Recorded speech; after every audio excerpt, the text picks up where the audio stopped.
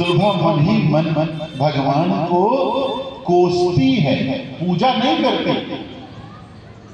तुम सच में छलिया हो। अरे सारा प्यार, सारा दुलार कुंती पे लुटाओगे? मैं भी तो तुम्हारी बुआ लगती हूं। विदुर जी को जब पता चला कि भगवान स्वधाम चले गए तो विदुर जी मानसिक रूप से विक्षिप्त हो गए। श्री सुखदेव जी कहते हैं विदुर जी वृंदावन चले आए। विदुर जी रमण रेती में एक कुटिया बनाकर रहने लगे। विदुर जी दिन भर रमण रेती में, बालों में अपना मुख ढक कर फूट फूट कर रोते। ऐसे में उद्धव जी का आगमन हुआ। उद्धव जी भगवान के अंतिम दर्शन करने के बाद श्री बद्री विशाल क्षेत्र में तप करने जा रहे हैं। उद्धव जी ने सोचा कि जाने से पूर्व ब्रज की परिक्रमा कर। उद्धव जी ब्रज की परिक्रमा करते करते रमण रेती आए। भक्त को भक्त पहचानता है। एक प्रपंचक आएगा तो वो संसार में खुद को दिखाना चाहेगा। बताओ, हम आए, किसी ने हमें कुर्सी भी नहीं पूछा। जो भी आएगा, और अगर समाज में उसकी प्रतिष्ठा है तो वो चाहेगा कि हम आए तो हमको माला पहनाई जाए, हमको अलग से आसन दिया जाए। भक्त जब कोई होगा ना तो भक्त अपने आप को छुपाता है। भक्त नहीं चाहता है कि मेरे कारण किसी और की भक्ति में विघ्न आए। हम वृंदावन जाएंगे तो पहले गोसाई जी को फोन कर देंगे, गोसाई जी आ रहे हैं। हाँ, व्यवस्था तैयार रहेगा एकदम। भीड़ में नहीं आना। भीड़ में क्यों आना भाई? हम यही गोसाई जी के मुट्ठी में रखा, गोसाई जी ने बांह पकड़ी, सामने लाके खड़ा कर दिया और दर्शन हो गए। समझ ही नहीं आ रहा हम करने क्या गए थे, पुण्य या पाप। पर भक्त जब जाएगा ना तो भक्त ये अपराध नहीं करेगा।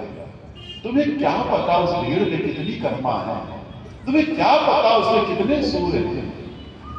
हो सकता है इतनी भीड़ हो कि तुमको दर्शन ना मिले। परेशान मत होना, तुम जिसके दर्शन के लिए गए थे ना उसने तुम्हें देख लिया। तुम जिससे मिलने गए थे उसने तुम्हें देख लिया। भक्त भीड़ से बचाता है अपने आप को। उद्धव जी औंधे मुंह लेट कर, औंधे मुंह गिरे पड़े हैं, दंडवत रोते हैं। उद्धव जी ने देखा विदुर, अरे महामती विदुर। उद्धव जी दौड़े और चरण पकड़कर ले गए। विदुर जी सबका कर उठे, कौन है जिसने मुझ दासी पुत्र के चरण पकड़े? विदुर जी ने देखा उद्धव बृहस्पति के शिष्य, भगवान के बाल सखा। विदुर जी कहते हैं, आप मुझे नरक क्यों भेजना चाहते हैं? आप मेरे चरण पकड़ रहे हैं? अरे मैं अधम हूं। उद्धव जी कहते हैं, भगवान के अंतिम समय में जिस भक्त के नाम स्वयं भगवान ने 3 बार लिए, उससे बड़ा भागी कौन होगा? उससे बड़ा पुण्यवान कौन होगा? ये सुनकर विदुर जी रोने लगे। विदुर जी कहते हैं, अरे उद्धव, अगर मैं बड़भागी होता तो भगवान मुझे दर्शन नहीं देते। मैं बड़भागी होता तो परमात्मा मुझे ये विसार नहीं देते। उद्धव कहते हैं, वो परमात्मा कृपा सिंधु, वो करुणा निधान, वो कभी किसी भक्त को नहीं विसारता। अहो पकिन यन स्तन काल कुटल जिंघा से आए, अपाय अपि असाध्वी लेभे गतिम धात उच्चात तो अन्यम कम वो दयालु शरणम। पूतना जो अपने स्तन में विष लगाकर आई है, उस पूतना तक को वो परमात्मा को लोक प्रदान करता है जो माता यशोदा देवकी को दिया। वो अपने किसी भक्त को विसार नहीं सकता। उद्धव कहते हैं, सुनो, मैं भगवान के सम्मुख था पर भगवान तुम्हारा नाम ले रहे थे। मेरा विदुर इस समय यहां होता तो कितना अच्छा होता। मेरा विदुर जब मुझे नहीं देखेगा तो वो विचलित हो जाएगा। हे मैत्रेय मुनि, आप मेरे विदुर को संभाल लेना। मेरे विदुर के अंतर मन में मुझे लेकर बहुत सी जिज्ञासाएं हैं, बहुत से प्रश्न हैं। विदुर जी को पूर्ण विश्वास नहीं हुआ कि परमात्मा ही श्री कृष्ण है। नहीं हुए। परमात्मा का दर्शन नारद को तब तक नहीं हुआ था जब तक नारद को पूर्ण विश्वास नहीं हुआ। एक भरोसा, एक बल, एक आस विश्वास। मैं था तो हरि नहीं, हरि मिले मैं ना आए। प्रेम गली अति सांकरी, जामे दो न समाया। उद्धव जी ने कहा, विदुर जी, भगवान को आपकी मनोदशा के बारे में पता था, इसलिए उन्होंने मैत्रेय मुनि से कहा, है मैत्रेय मुनि, मेरे भक्त विदुर के प्रश्नों का उत्तर देने का दायित्व आपका है। आप जाकर हरिद्वार में मैत्रेय मुनि से मिलिए, आपके प्रश्नों का उत्तर मैत्रेय मुनि देंगे। ये कहकर उद्धव जी बद्रीनाथ क्षेत्र चले गए। विदुर जी मैत्रेय मुनि के आश्रम में आए, पर इससे पहले मैं तो तुम्हें बुलाने राजभवन आ भी नहीं सकती हूं, लेकिन तुम द्रौपदी की पुकार सुनकर वन में जा सकते हो, उसके जूठे हुए बर्तन में से साग खाने के लिए। तो क्या तुम मेरे यहां नहीं आ सकते?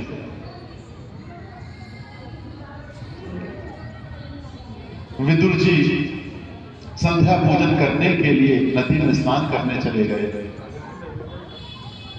विदुराणी ने मन में भगवान को न्योता दिया है, आओ गोविंद, आज साथ मिलकर खाते हैं। आज जो भी कलेवा है, जो भी रूखी सूखी है, 56 भोग नहीं, तुम्हें यशोदा मैया 8 प्रहर खिलाती थी।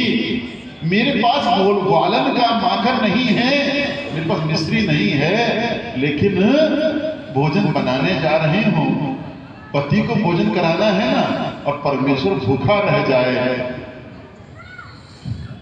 तो पति को तृप्ति कैसे मिलेगी?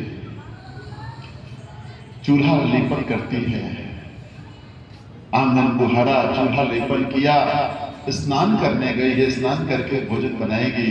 इतने में दरवाजे पर कोई आकर खड़ा हुआ, स्नान कर रही है, उसे लगा दरवाजे पर कोई है। बाहर से आवाज आई, द्वार पर अतिथि खड़ा है। एक ही प्रश्न, शब्द का प्रश्न, एक शब्द का प्रश्न किया है विदुराणी ने, कौन? एक ही शब्द का उत्तर मिला है, कृष्ण। और जैसे ही विदुराणी ने ये सुना, भूल गई स्नान कर रही है, भूल गई वो स्त्री है, भूल गई अपना रिश्ता नाता, अब तो जीव और जगदीश है, दौड़ी। वस्त्र कहां गए पता नहीं, केस से जल टपक रहा है पता नहीं, देह की सुध नहीं, दौड़ी है, देखती है गोविंद बाहर खड़े हैं। जब तुम्हारे मन मंदिर में वो गोविंद आएगा ना, सारा स्वस्ति वाचन मंत्र भूल जाएगा।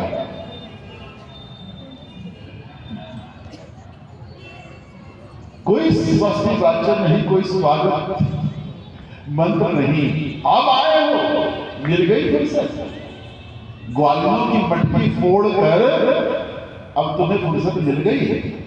क्यों नहीं आए थे अभी तक? क्योंकि मेरे पास गैया नहीं थी, इसलिए मेरे पास माखन नहीं था, इसलिए। पर बुआ तो मैं भी हूं ना। कन्हैया ने कहा, बुआ सारी शिकायतें यही द्वार पे करोगी? हाथ पकड़े पकड़े गोविंद को लेकर आई, पर बिठाए कहां? ना कोई सोफा है, ना कोई कुर्सी है, ना कोई पलंग है। विदुराणी ने देखा कि जिस चूल्हे को लिपा था, उसने जिस चौके को लिपा था, वहीं की जगह बड़ी साफ है, वहीं पर बैठाया जा सकता है, गोविंद को वहीं चौके पर बैठा जाना। गोविंद कहते हैं, बुआ मैं जानता हूँ बहुत प्रश्न है तुम्हारे, बहुत सी उलाहने, बहुत सी शिकायतें हैं, तो बुआ भूख लगी है। तो क्या ब्रह्मा भी अगर चाहे तो पूरे जीवन काल में तुम्हारे सौंदर्य को नहीं बदला सकता? गोविंद, जो दर्शन ही देना था तो इतने दूर से क्यों दे रहे हो? दूर से दर्शन करके मन भरा नहीं। अब जब मिले हो, जीवन में पहली बार मिले हो, तो थोड़ा समीप आ जाओ। पता नहीं जीवन कब समाप्त हो जाए। मन ही मन न्योता दे आएगा। वस्त्र कहाँ है? पहला काम किया अपनी पत्नी को झकझोरा। अभी तक तो थी ही नहीं ना, अभी तक तो जीव और जगदीश थे। अब माया ने स्पर्श किया, संसारिक रिश्ते नाते ने स्पर्श किया, पति ने स्पर्श किया, अभी तक तो परमेश्वर था सामने। अब विदुरानी को होश आया, अरे मेरे बदन के वस्त्र कहाँ जा रहे हैं, केश खुले हैं, जल टपक रहा है। अब विदुरानी गई कोट में अपने वस्त्र ठीक कर रही है, और अब विदुर जी भगवान के हाथ से छटपट अपने छिलके खींच लिए, छीन लिए। अरे अरे क्या कर रहे हो गोविंद? ये तो पगली है, ये तो बावली है। पर तुमको तो बोलना चाहिए ना, छिलके कोई खाता है क्या? अब विदुर जी केले खिला रहे हैं। विदुर जी छिलके एक तरफ रख के केले खिलाते हैं। गोविंद कहते हैं, विदुर जी आपके केले बड़े स्वादिष्ट हैं, पर इसमें वो स्वाद नहीं है जो बुआ के छिलकों में था। तो नहीं हुए। परमात्मा का दर्शन नारद को तब तक नहीं हुआ था जब तक नारद को पूर्ण विश्वास नहीं हुआ। एक भरोसा, एक बल, एक आस विश्वास। मैं था तो हरि नहीं, हरि मिले मैं ना आए। प्रेम गली अति सांकरी, जामे दो न समाए। उद्धव जी ने कहा, विदुर जी भगवान को आपकी मनोदशा के बारे में पता था, इसलिए उन्होंने मैत्रेय मुनि से कहा है, मैत्रेय मुनि मेरे भक्त विदुर के प्रश्नों का उत्तर देने का दायित्व आपका है। आप जाकर हरिद्वार में मैत्रेय मुनि से मिलिए, आपके प्रश्नों का उत्तर मैत्रेय मुनि देंगे। ये कहकर उद्धव जी बद्रीनाथ क्षेत्र चले गए। विदुर जी मैत्रेय मुनि के आश्रम में आए, पर इससे पहले